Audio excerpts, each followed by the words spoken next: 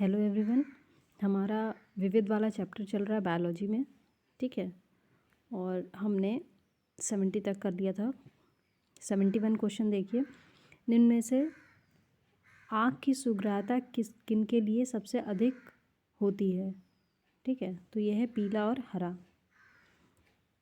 बरसात के मौसम में देख लीजिए या कोई भी मौसम में देख लीजिए, हरा रंग तो समझ में आ जाता है, ठीक है। और पीला पीके मूवी से याद आ जाएगा, ठीक है। पीके मूवी में आमिर खान हेलमेट इसीलिए पहनता है क्योंकि भगवान उसे दूर से देख लें, ठीक है। मानव आँख में स्थित फोटो रिसेप्टर कोशिकाएं 530 से 555 नैनोमीटर तरंगदैर्घ्य के प्रकाश के लिए सबसे अधिक सुग्राही हैं। पीले एवं हरे रंग के लिए आँख की सुग्राह्यता सबसे अधिक होती है। 72 इलेक्ट्रॉन किरण चिकित्सा एक प्रकार की विकिरण चिकित्सा है जिसके द्वारा किस चीज़ का उपचार किया जाता है, विशेष प्रकार के कैंसर का। 73 दंत विशेषज्ञ का शीशा कैसा होता है, नतोदर बोले तो अवतल दर्पण, ठीक है। आकाश पिंडों तारों आदि की फोटोग्राफी करने के लिए परावर्तक दूरदर्शी में बड़े बड़े अवतल दर्पणों का प्रयोग होता है। कान, नाक एवं गले के आंतरिक भागों की जांच के लिए भी इसका प्रयोग होता है। क्वेश्चन 74 रोगी के दांत का प्रतिबिंब कैसे देखेंगे, हमने देख लिया अवतल दर्पण से। यह अवतल लेंस है, ना कि दर्पण, ठीक है। और बाकी तो कोई है भी नहीं। 75 एक दंत चिकित्सक द्वारा रोगी, ओके हमने देख लिया ऑलरेडी। Question 76 repeated. 77 पूछा है 3 प्रकोष्ठ हृदय वाला कौन है इनमें से, तो मेढक होता है। मेढक सांप छिपकलियों में 3 प्रकोष्ठ वाला हृदय होता है। मछली में क्या होता है, 2 प्रकोष्ठ होता है। बंदर मगर में क्या होता है, 4 प्रकोष्ठ होते हैं। त्रिकोष्ठीय हृदय उभयचरों में। 79 किसमें पित्ताशय नहीं होता है, तो घोड़ा, चूहा और ऊंट, ठीक है, इनमें पित्ताशय नहीं होता। अधिकतर रीढ़ वाले जो होते हैं उन पशुओं में पित्ताशय होता है, लेकिन ये रीढ़ वाले ऐसे 3 जानवर हैं जिनमें पित्ताशय नहीं होता है, ठीक है। और बिना रीढ़ वाले पशुओं में पित्ताशय नहीं होता है, बात ये है। ओके, ये हमें मिलान करना है। तो हीमोग्लोबिन को हम ऑक्सीजन परिवहन से मिला देंगे, ठीक है। और कर्कट यानी कैंसर रोग को विकिरण चिकित्सा से मिला देंगे। आई थिंक इससे आंसर निकल आएगा। देखिए हीमोग्लोबिन ऑक्सीजन परिवहन, कैंसर रोग विकिरण चिकित्सा, सर्पगंधा प्रशांतक और मायोग्लोबिन पेशी कोशिका। 81 यूपीपीसीएस 2004 का क्वेश्चन है ये। तो इंसुलिन का तो खैर हम सभी को पता है, अग्नाशय है, ठीक है। डी का तीसरे से 2 आ गए, ठीक है। 50-50 वाला बन रहा है। अब कोलेस्ट्रॉल जो होता है वो अंडे के पीले भाग में होता है, ये हम सबको पता है, ठीक है। अंडपितक। क्षुधातिशय ये हो गया भक्षण विकार। एट्रोपिन एल्कलॉइड, ठीक है। मानव रक्त में अल्कोहल की कितनी प्रतिशत मात्रा मृत्यु का कारण होती है, क्या बात हो गई भाई। मानव रक्त में अल्कोहल की सांद्रता को संक्षिप्त में BAC कहते हैं। ब्लड अल्कोहल कंसंट्रेशन जिसे प्रतिशत में मापा जाता है 0.10% मात्रा का अर्थ होता है कि मानव शरीर में रक्त के प्रति 1000 ml भाग में 1 मिली अल्कोहल उपस्थित है। मानव शरीर में BAC की 0.45% या इससे अधिक की मात्रा मृत्यु का कारण होती है, ठीक है। क्वेश्चन 83 सूक्ष्म जीवों द्वारा उत्पन्न किया गया नैनोकण अर्धचालक पदार्थ की सहायता से प्रथम बार भारतीय वैज्ञानिकों ने हाल ही में एक इलेक्ट्रॉनिक डायोड बनाया है जिसकी उपयोगिता युक्ति लघुरूपण में है। वह जीव कौन सा है, यीस्ट। इन्होंने ये 2002 का क्वेश्चन है, ठीक है। तो यीस्ट की सहायता से अर्धचालक पदार्थ कैडमियम सल्फाइड के नैनो कणों को संश्लेषित किया गया है। ये करंट का क्वेश्चन है, रेलेवेंट नहीं है आज। 84 वह जंतु कौन है जिसने अंतरिक्ष में प्रथम बार यात्रा की, तो वो एक फीमेल डॉग थी जिसका नाम था लाइका। और इसे रशिया के स्पुतनिक द्वारा 1957 में भेजा गया था।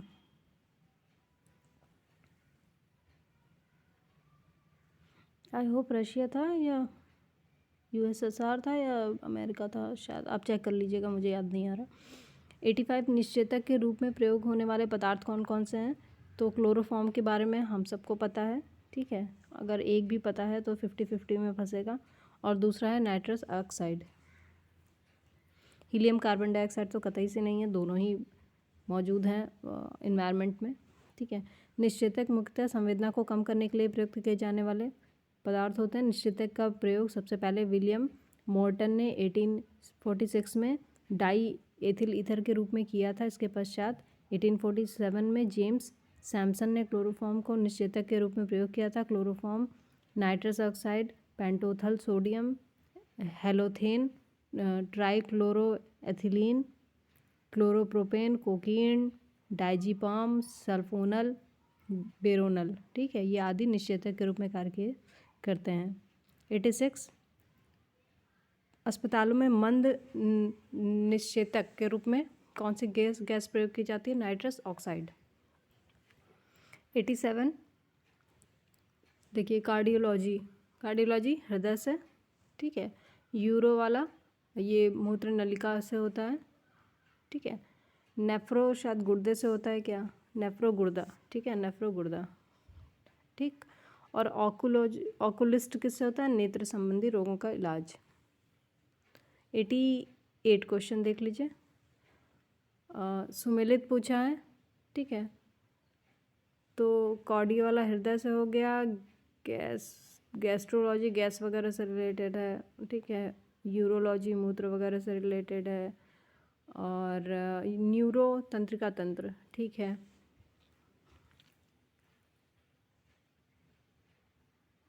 क्वेश्चन 89 किस एक पर रोक नहीं है जिसे एथलीटों द्वारा प्रदर्शन सुधारक पदार्थ के रूप में उपयोग में लाया जाए?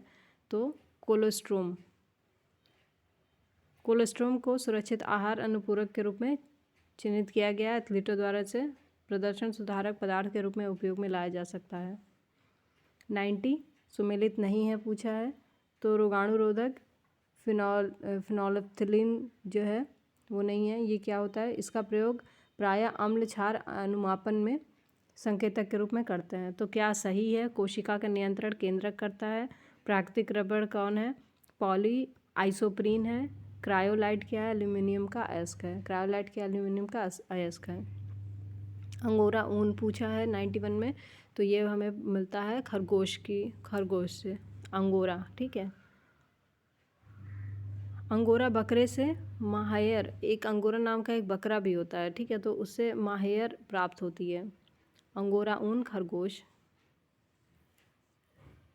93 दीमक को और क्या कहते हैं? तो लाल नहीं, सफ़ेद चींटी भी कहते हैं इन्हें। दीमक वैसा भी कुछ वैसा ही कलर का होता है। और भ्रूणीय वृद्धि को मापने वाली हाल में विकसित तकनीक कौन सी है? अल्ट्रासोनिक्स है, ठीक है। भ्रूण कितना बड़ा हुआ है उसकी वृद्धि को नापने के लिए अल्ट्रासाउंड तकनीक बोलते हैं उसको। कौन सा सही सुमेलित है? देखिए कुरियन भाई साहब, तो वो तो दूध से रिलेटेड है, सहकारी आंदोलन से रिलेटेड है, ठीक है। मॉलकम आदि शेष्या ये किससे रिलेटेड है? अर्थशास्त्र से रिलेटेड है। अब्दुल कलाम, इनका नाम आप जानते ही हैं, वैज्ञानिक हैं थे। और प्रमोद करण सेठी जो है जयपुर कृत्रिम पैर से रिलेटेड है, तो ये सही है।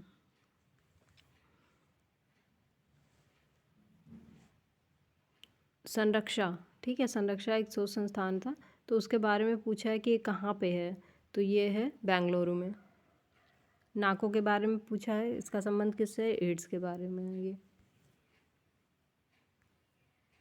बहुत रिलेवेंट क्वेश्चन नहीं है, इसलिए जल्दी जल्दी कर रही हूँ।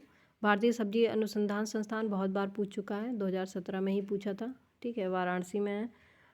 पशु चिकित्सा संस्थान वगैरह पूछा है, बरेली में है। और ये भी repeated question, Bareilly. CDRI Lucknow में है, ठीक है। Central drug research institute Lucknow. फिर पूछा है भारतीय सर्वेक्षण विभाग, ठीक है, तो किसके अंदर आता है? तो विज्ञान एवं प्रौद्योगिकी मंत्रालय के अंतर्गत आता है। भारतीय सर्वेक्षण विभाग कहाँ पे है? देहरादून में है। अयुग्मित पूछा है तो central drug research institute Lucknow में है, सेलुलर मॉलिकुलर बायोलॉजी हैदराबाद में है, सेंट्रल सॉल्ट रिसर्च भावनगर में है, लेकिन सेंट्रल इलेक्ट्रोकेमिकल रिसर्च इंस्टीट्यूट ये कहाँ पे है? तमिलनाडु में है। High security animal disease laboratory Bharat में कहाँ पे है? तो ये भोपाल में है। लखनऊ के राष्ट्रीय विज्ञान संस्थाओं में से एक ऐसे संस्थान को पहचानिए जो CSIR का संस्थान नहीं है। तो Birbal Sahni institute of palaeobotany जो है ये इसका CSIR का संस्थान नहीं है। तो क्या क्या है? Central institute of medicinal and aromatic plant है, बोटेनिकल रिसर्च इंस्टीट्यूट है और सेंट्रल ड्रग रिसर्च इंस्टीट्यूट है। क्वेश्चन 107, मानसिक रूप से विकलांग हेतु राष्ट्रीय संस्थान निम्न में से कहाँ अवस्थित है? हैदराबाद में है। और कहाँ कहाँ पे है देख लीजिए कौन कौन सा क्या है। एक तो मानसिक विकलांग संस्थान हैदराबाद सिकंदराबाद में हो गया, और इसके अलावा दृष्टिहीन संस्थान देहरादून में है, अस्थि रोग विकलांग संस्थान कोलकाता में है, और अली यावर जंग राष्ट्रीय मूक बधिर संस्थान मुंबई में है। ठीक है। क्वेश्चन 108, मिलान करना है सही से। तो ड्रग इंस्टीट्यूट अभी हमने देखा लखनऊ में है, लेप्रोसी आगरा में हो गया, मोतीलाल नेहरू राष्ट्रीय प्रौद्योगिकी संस्थान ये कहाँ पे है? इलाहाबाद में है। ठीक है। मोतीलाल नेहरू या नेहरू परिवार का कुछ आए तो ज़्यादातर इलाहाबाद में ही है। ठीक है, ज़्यादातर, ये सब सारे नहीं बोला मैंने, ज़्यादातर बोला है। ठीक है। और एक गेस कर सकते हैं कि इलाहाबाद में हो सकता है। फिर शुगर टेक्नोलॉजी कहाँ पे है? कानपुर में है।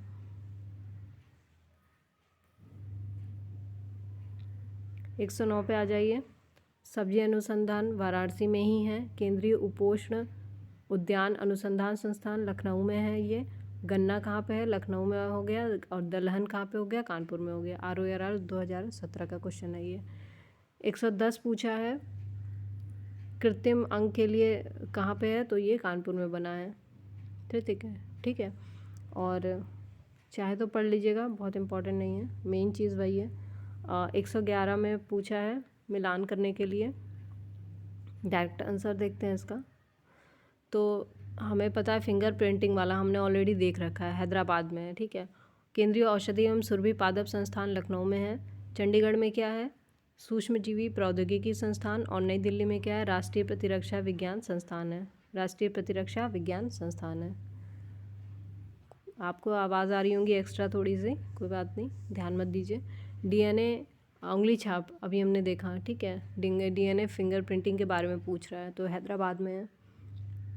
देखिए इसको मिलान करना है तो शिमला में, देखिए पहले तो चावल देख लीजिए, चावल कहाँ पे होता है? कटक हो गया। आलू कहाँ हो गया? शिमला में हो गया। और FAO मुख्यालय कहाँ पे हो गया?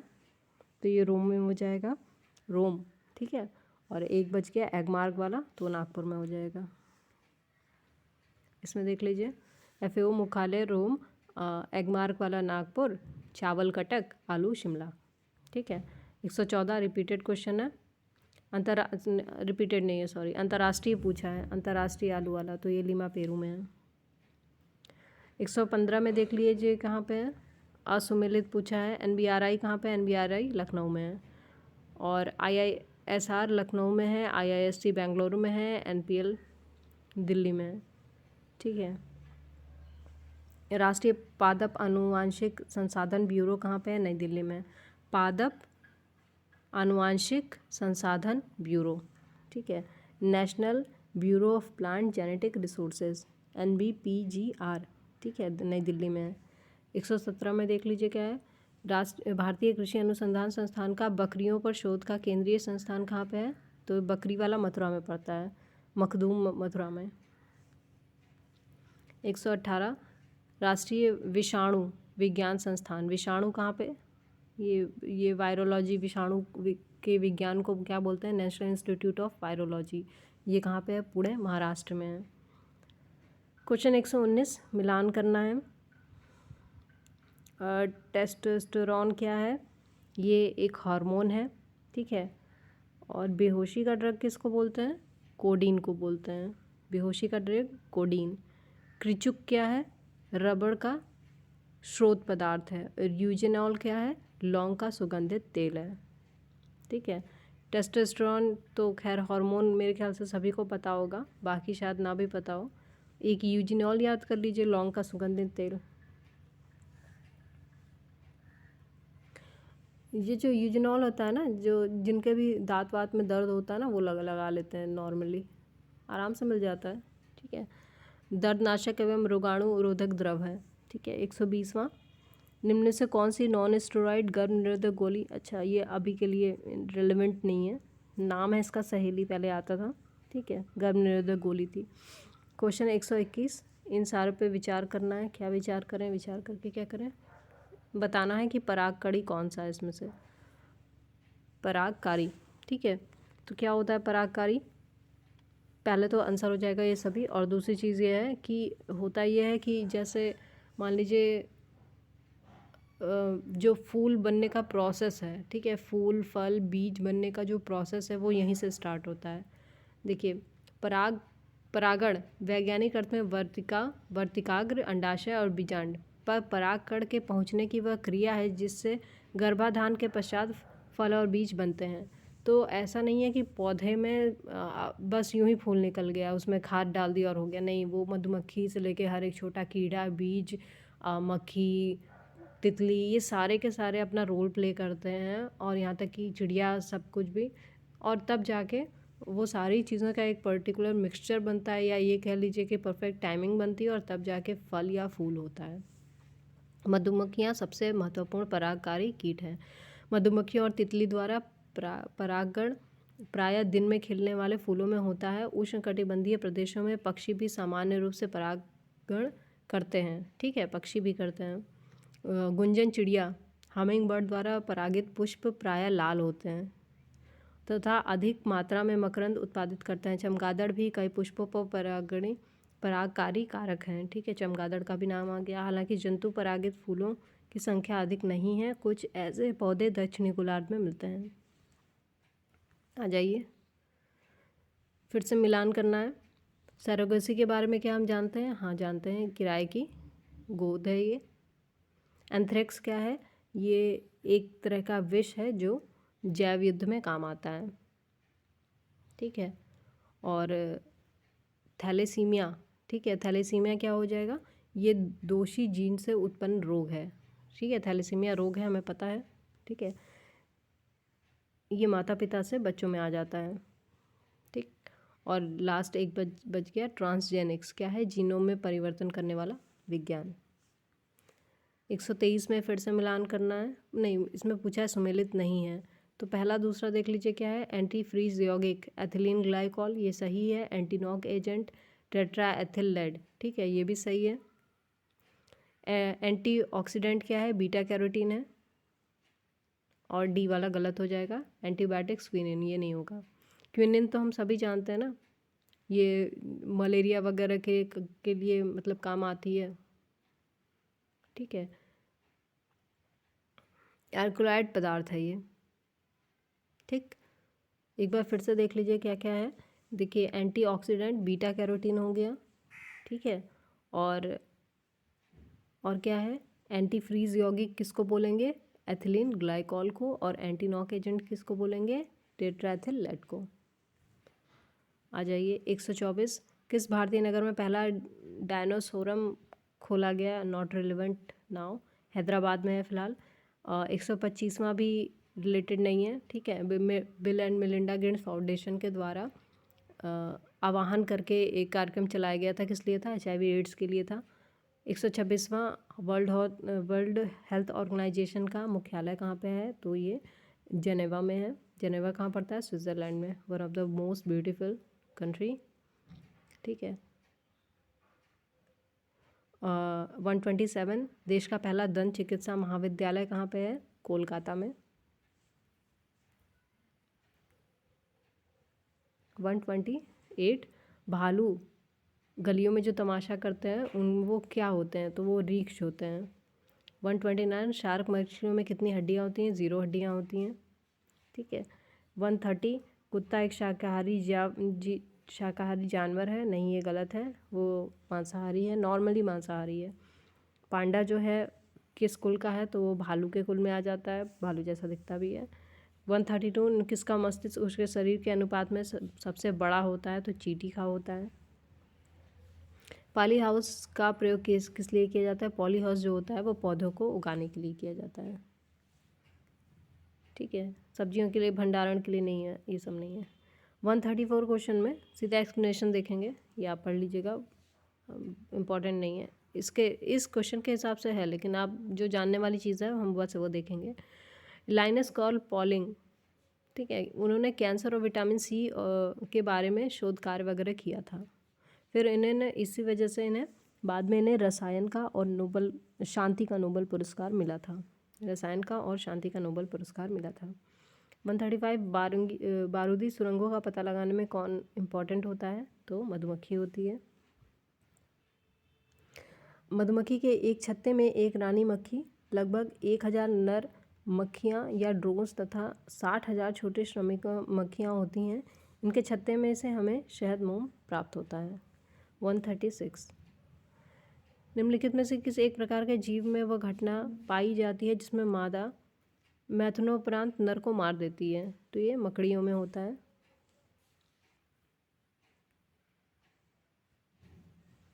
मकड़ी की अधिकांश प्रजातियों में मादा मैथुनोपरांत नर को मार देती है।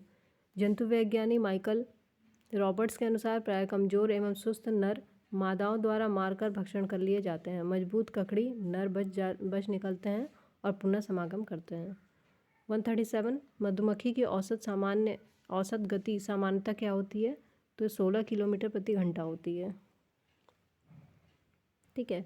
मधुमक्खी कीट वर्ग का प्राणी है। मधुमक्खी की औसत गति सामान्यतः 15 मील प्रति घंटा होती है। भोजन आदि एकत्र करने के बाद वापस लौटते समय उसकी गति में गिरावट आ जाती है, जो लगभग 12 मील प्रति घंटा हो जाती है। 138 मधुमक्खी कॉलोनी के सदस्य एक दूसरे को किस प्रकार पहचानते हैं? तो ये गंध से पहचानते हैं। ऑर्डर, ठीक है, कई वर्षों के अनवरत अनुसंधान के बाद ये मधुमक्खियों के नाच की व्याख्या करने में सफल हुए थे भाई साहब, और इन्होंने नोबेल पुरस्कार भी जीता। क्या नाम था इनका? Karl von Frisch. मधुमक्खियाँ दो प्रकार की नाच, गोल तथा दोलनी नाच करती हैं, जो कॉलोनी के सदस्यों को भोजन के स्रोत की दिशा व दूरी का ज्ञान कराती हैं। उत्तेजक कौन सा होता है? सिगरेट होता है, ठीक है। अल्कोहल, मरिजुआना, अफीम मनश्चेतक डिप्रेजेंट, ठीक है, पदार्थ हैं, जबकि जो सिगरेट है का धुआं है वो उत्तेजक है, स्टिमुलेंट का काम करता है। 140वां सिलिका जेल से भरी एक छोटी थैली गोलियों के या चूर्ण के रूप में औषधि की बोतलों में अक्सर पाई जाती है, क्योंकि सिलिका जेल क्या है? सिलिका जेल क्या है? ये बोल रहा है नमी सोखती है, ठीक है। नमी के कारण डिब्बाबंद औषधियाँ, देखा होगा हमने बहुत सारी ऐसी चीज़ें, ऐसे डिब्बे बंद जो चीज़ें आती हैं उसमें एक छोटे सी पुड़िया जैसे रहती है, वही है।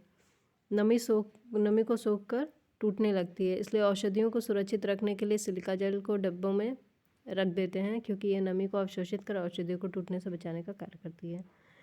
ओके, क्वेश्चन 141 निम्नलिखित में से किस एक क्षेत्र में असाधारण योगदान के लिए शांति स्वरूप भटनागर पुरस्कार प्रदान किया जाता है? विज्ञान में। 142 नेत्रदान में दाता की आँख के किस हिस्से को ट्रांसप्लांट किया जाता है? तो कॉर्निया को किया जाता है। नेत्रदान में कॉर्निया कनिका या कॉर्निया का दान किया जाता है। नेत्र में प्रकाश ही इसी से होकर प्रवेश करता है। दृढ़पटल के सामने का भाग कुछ उभरा हुआ और पारदर्शी होता है, जिसे कॉर्निया कहते हैं। इसमें बाहर की ओर केराटिन विहीन स्तरित शल्की एपिथीलियम मध्य में, ओके ये ज़रूरत नहीं है इसकी। क्वेश्चन 143 हृदय का पहला प्रतिस्थापन किसके द्वारा किया गया था? तो ये किया गया था क्रिश्चियन बर्नार्ड के द्वारा, ये पूछा गया है, ठीक है, इम्पॉर्टेंट है। हृदय का पहला प्रतिस्थापन किसके द्वारा किया गया था? क्रिश्चियन बर्नार्ड के द्वारा। सफल था इनका, ठीक है, सब सफल भी हुआ था। 144 विश्व का पहला हृदय, ठीक है, हमने देख लिया, क्रिश्चियन बर्नार्ड। ये देखिए कितनी बार पूछा हुआ है, अभी PCS 2021 में ही पूछा है, ये सबसे रिसेंट का है। सर्वप्रथम मानव हृदय प्रत्यारोपण सबसे पहली बार कहाँ हुआ था? दक्षिण अफ्रीका में हुआ था।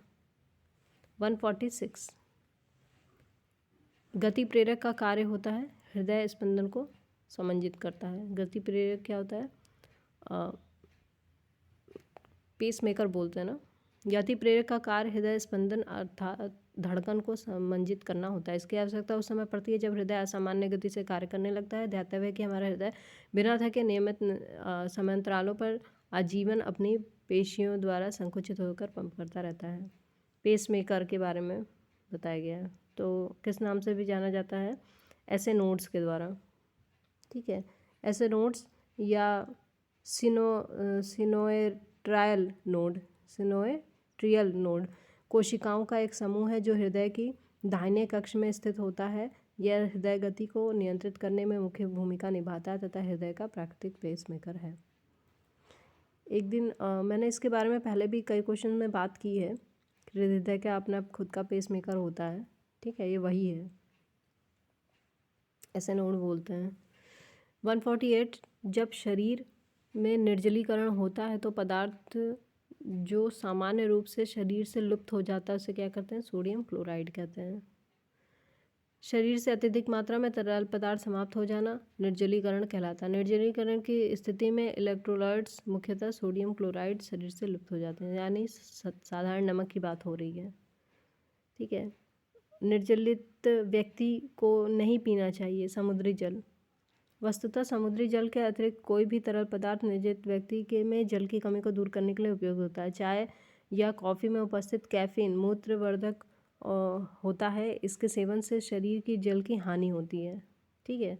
यानी जो लोग ज़्यादा चाय कॉफ़ी लेते हैं उनको खास करके कॉफ़ी वालों को, ठीक है, तो उनके शरीर में पानी की कमी होने लगती है। लेकिन यह हानि चाय कॉफ़ी के द्वारा ग्रहण किए गए जल की तुलना में काफ़ी कम होती है। अल्कोहल भी मूत्रवर्धक है, लेकिन मानव शरीर में तरल संतुलन की स्थिति पर इसके सेवन का प्रभाव बहुत कम होता है। यहाँ तक कि लाइट बियर जैसे अल्कोहलिक पेय जिसमें अल्कोहल की मात्रा 4% से कम होती है निर्जलीकरण के निवारण हेतु प्रयोग किए जा सकते हैं। लेकिन समुद्री जल के साथ ऐसा नहीं है। समुद्री जल के सेवन से मानव शरीर की कोशिकाओं के निर्जलित होने का खतरा रहता है, क्योंकि शरीर में अधिक सांद्रता वाले नमकीन समुद्री जल को तनु यानी डाइल्यूट करने के लिए शरीर की कोशिकाओं से जल परासरण क्रिया द्वारा स्थानांतरित हो जाएगा, ठीक है। और लोक सेवा आयोग ने इस प्रश्न का उत्तर डी माना, अर्थात अल्कोहल दिया, जो कि गलत है। 2 समस्या हो गई। अब हमने तो समुद्री जल समझ लिया है, लेकिन UPPCS कह रहा है कि ये अल्कोहल होगा इसका अंतर, और गलत भी बता दिया गया उसको, बड़ी दिक्कत है। क्वेश्चन 150 किंग कोबरा एकमात्र ऐसा सर्प है जो अपना घोंसला बनाता है। वह अपना घोंसला क्यों बनाता है? यह अंडप्रजक सर्प है जो घोंसलों में अंडे देते हैं और अंडों से बच्चे निकलने तक घोंसले की पहरेदारी करते हैं। हाँ, तो सही बात है, और किस लिए बनाएगा? बेसिक सा रीज़न है, हर कोई घर इसीलिए बनाता है। घोंसला बनाने वाला एकमात्र सर्प है, हमने देख लिया, किंग कोबरा है। किंग कोबरा का विष होता है, कैसा होता है? तंत्रिका विषी, न्यूरोटॉक्सिक होता है, तंत्रिका ऊतकों को प्रभावित करता है। इसमें कार्डियोटॉक्सिक तथा कुछ अन्य रोग यौगिक भी होते हैं। टॉक्सिक मुख्यतः प्रोटीन एवं पॉलीपेप्टाइड होते हैं। 153 क्या कह रहा है? किस एक सर्प का भोज्य मुख्य रूप से अन्य सर्प है? ठीक है, नागराज है, नागराज यानी कि किंग कोबरा। ये अपने शिकार को 300 फीट की दूरी से खोज लेते हैं। 154 कौन सा सांप जहरीला नहीं है? अजगर जहरीला नहीं है। यदि सांप की निचली या उदर सतह पर छोटे छोटे शल्क पाए जाते हैं तो वो विषहीन होते हैं, ये पता होना बहुत ज़रूरी है। यदि सांप की निचली और उदर सतह पर छोटे छोटे शल्क पाए जाते हैं तो वो विषहीन होता है। उदर शल्क पतले किंतु पूरी चौड़ाई तक फैले न हों, तब इस अवस्था में भी सर्प विषहीन होते हैं। ठीक है, जैसे कि अजगर।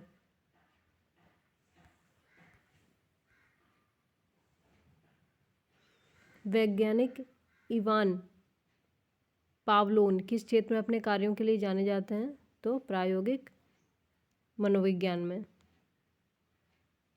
रूसी वैज्ञानिक इवान पावलोन प्रायोगिक मनोविज्ञान, ठीक है, एक्सपेरिमेंटल फिजियोलॉजी से संबंधित हैं, जिन्होंने सजीवों पर अनेक प्रयोग किए हैं। उदाहरणार्थ, कुत्ते में भोजन को देखकर लार का टपकना, ठीक है, एक सामान्य प्रतिक्रिया होती है, किंतु अभ्यास करा देने पर प्रतिक्रिया भोजन को देखे बिना किसी अन्य उद्दीपन से भी स्टिमुलेट मतलब होने लगती है। 156 सामान्य स्त्रियों के आवाज़ का तारतम्य। सामान्यतः स्त्रियों के आवाज़ का जो तारतम्य होता है वो पुरुषों की तुलना में अधिक होता है। ठीक है, ये आपको समझ में आता होगा ये सवाल नॉर्मल लाइफ में भी। इसलिए बच्चों तथा स्त्रियों की आवाज़ पतली और मधुर होती है। ठीक है, तारतम्य यानी पिच जितना हाई होगा वो उतनी आवाज़ पतली और मधुर होगी। तारतम्य ध्वनि का वह लक्षण है जिससे ध्वनि को मोटी या भारी या तीक्ष्ण कहा जाता है। यह आवृत्ति पर निर्भर करता है। क्वेश्चन 157, मनुष्य आर्द्रता या गर्मी से परेशानी अनुभव करता है, इसका कारण क्या है? कि पसीना आर्द्रता के कारण वाष्पित नहीं होता है। वाष्पित नहीं हो रहा, वहीं पे है। ठीक है, मनुष्य आर्द्रता एवं गर्मी से, देखिए ह्यूमिडिटी ज़्यादा है यानी कि बहुत चिपचिपा मौसम है। ठीक है, तो शरीर से पसीना तो निकल रहा है लेकिन वो वहीं पे है क्योंकि वो ऑलरेडी मतलब पूरे माहौल ही वैसा है कि चिपचिप है। इन्वायरमेंट में भी चिपचिप है और आपकी बॉडी पे भी चिपचिप है। वो इसलिए क्या बोलते हैं उसको, वाष्पित नहीं हो रहा है, मतलब वो वाष्पित नहीं होता इस वजह से। शरीर से पसीना वाष्पित होने के क्रम से ही हमें ठंडी का आभास होता है, और जैसे ही पंखा ऑन कर दीजिए तो वो वाष्पित होने लगता है और फिर उसके बाद ठंडी हल्की हल्की ठंडी लगने लगती है। पेशी थकान के लिए निम्नलिखित में से कौन उत्तरदायी है? पेशी थकान के लिए होता है lactic acid. Question UP RO में पूछा गया 2013 में। लंबे समय तक कठोर परिश्रम के कारण मांसपेशियों में लैक्टिक एसिड संचय होने के कारण शरीर में थकान का अनुभव होता है। लैक्टिक अम्ल का संचय त्वरित न होकर एक कालिक प्रक्रिया है। थकान को मिटाने के लिए आराम की आवश्यकता होती है। इसके अलावा शरीर की मालिश करने पर थकान से राहत मिलती है। ठीक है, क्वेश्चन 159, कौन सी क्रिया स्वेद वाष्पन से संबंधित है? ठीक है, तो यह है ऊष्मा शोषक क्रिया। अब क्या होता है, इसमें शरीर की ऊष्मा स्वेद के रूप में वाष्पित हो जाती है, अर्थात इसमें ऊष्मा शोषित की जाती है। 159, कौन जलवायु परिवर्तन का संकेतक नहीं है? दीर्घकालीन परिवर्तन। ठीक है, लॉन्ग टर्म में जो परिवर्तन हो रहे हैं और जो कि होता ही रहता है, जलवायु में हमेशा कुछ ना कुछ परिवर्तन होता रहता है, तो ये तो उसका संकेत नहीं हो सकता है। ठीक है, बाकी देख लीजिए, वानस्पतिक हो सकते हैं, हिमीय हो सकते हैं और विवर्तनीय हो सकते हैं। ठीक है, ध्रुवीय अस्थिरता तथा महाद्वीपीय झुकाव विवर्तनीय संकेतक का उदाहरण है। ठीक है, ओके। 161, कौन सा विश्व का सबसे बड़ा पुष्प है? रेफ्लेशिया बोलते हैं उसको। ठीक है, क्या है इसके बारे में? विश्व का सबसे बड़ा पुष्प हो गया। ठीक है, और मुख्यतः यह पुष्प मलेशिया, इंडोनेशिया, सुमात्रा और बेंकुलू के वर्षावनों में, रेन फॉरेस्ट में पाया जाता है। ये लगभग 1 मीटर व्यास तक का बड़ा हो सकता है। वजन 11 से 15 किलो तक हो सकता है। पौधा पूर्ण मूल परजीवी टोटल रूट पैरासाइट है, जिसके पुष्प का भाग मृदा के ऊपर तथा पौधों का शेष भाग मृदा के नीचे पाया जाता है। ठीक है, ओके, इसमें मिलान करना है क्या है? हम डायरेक्ट इसका आंसर देखते हैं। ठीक है, जो पंखहीन कीट हैं वो कौन सा है? रजत मीनाब। उड़ान रहित पक्षी कीवी, हाँ ये तो सबको पता है, पक्षी है, कीवी है, ठीक ठाक गोल मोल सा होता है। ठीक है, और अपाद सरीसृप, सर्प, अपाद मतलब पैर नहीं है लेकिन वो सरीसृप है। ठीक है, सर्प का भी उनके पैर थे लेकिन वो समय के साथ ख़त्म हो गए। फुफ्फुसहीन प्राणी मत्स्य। ठीक है, एक मछली है, रजत मीनाब शायद बोलते हैं, शायद मछली है क्या है, नहीं मैं कंफ्यूज हो रही हूँ, सॉरी। ठीक है, इतना हो गया, आगे चलते हैं। कीवी क्या है? कीवी के बारे में दिया है कि ये उड़न अक्षम पक्षी है, मतलब उड़ नहीं पाता है, जो केवल न्यूजीलैंड में पाया जाता है। ठीक है, अब ऐसे क्वेश्चन नहीं आते हैं, पुराने क्वेश्चन हो गए ये। ओके, क्या हम 164 को मिलान कर सकते हैं? आ जाइए, देखिए, फल जो है वो अंडाशय से होगा, ठीक। बीज जो है वो बीजांड में होगा। कास्ट यानी वुड जो वो तने पे होगा, ठीक है। लकड़ी हमें कहाँ से मिलेगी? तने से मिलेगी। मंड स्टार्च पत्ती से मिलेगा, ठीक है, स्टार्च पत्ती से मिलेगा। लकड़ी हमें तने से मिल जाएगी, और बीज जो है वो हमें बीजांड से मिलेगा, और फल हमें अंडाशय से मिलेगा। 165 क्या कह रहा है? प्रकाश संश्लेषण किससे जुड़ा है? हरित लवक से जुड़ा है। खनिज उद्ग्रहण जीव द्रव्य कला से जुड़ा है। श्वसन जो है वो सूत्रकणिका से जुड़ा है। और प्रोटीन संश्लेषण राइजोबियम से जुड़ा है। प्रोटीन संश्लेषण राइजोबियम, श्वसन सूत्रकणिका, खनिज उद्ग्रहण जीव द्रव्य कला, प्रकाश संश्लेषण हरित लवक, ठीक है। 166 किसने आविष्कार किया कि पेड़ पौधों में जीवन है? तो हम सभी जानते हैं, बोस जी ने किया था, ठीक है, जगदीश चंद्र बोस ने किया था। 167 देखिए, एक बीज के अंकुरण के लिए निम्नलिखित में से कौन सी 3 परिस्थितियां सर्वाधिक महत्वपूर्ण हैं? तो भैया सबको पता है कि पानी चाहिए आजकल। अब आप कहोगे मिट्टी चाहिए, मिट्टी नहीं चाहिए, सबको पता है कि बिना मिट्टी के भी पौधे उग रहे हैं अब तो पानी हो गया, उचित तापमान हो गया, और ऑक्सीजन तो चाहिए ही चाहिए। 168 बीज के अंकुरण के लिए निम्न में क्या आवश्यक नहीं है? तो प्रकाश की आवश्यकता नहीं है आजकल, बंद कमरे में भी कर लीजिए आप, ठीक है, बीज अंकुरण कर सकते हैं। और 169 कार्बन डाइऑक्साइड किससे जुड़ा है? प्रकाश संश्लेषण से जुड़ा है। डाइक्लोरोफ्लोरोमीथेन ये किससे जुड़ा है? प्रशीतक, ठंडा वाले से जो, ठीक है। कार्बन तंतु किससे जुड़ा है? वायुयान से जुड़ा है। और सिलिकॉन कार्बाइड कृत्रिम हीरा, सिलिकॉन कार्बाइड कृत्रिम हीरा। फिर से देखिए, सिलिकॉन कार्बाइड कृत्रिम हीरा, कार्बन तंतु, वायुयान, कार्बन डाइऑक्साइड, प्रकाश संश्लेषण, डाइफ्लोरोमीथेन प्रशीतक। यहाँ तक हो गया ना, ठीक है। हम आगे नेक्स्ट वीडियो में करेंगे, वैसे भी बहुत बड़ा चैप्टर है ये। Thank you.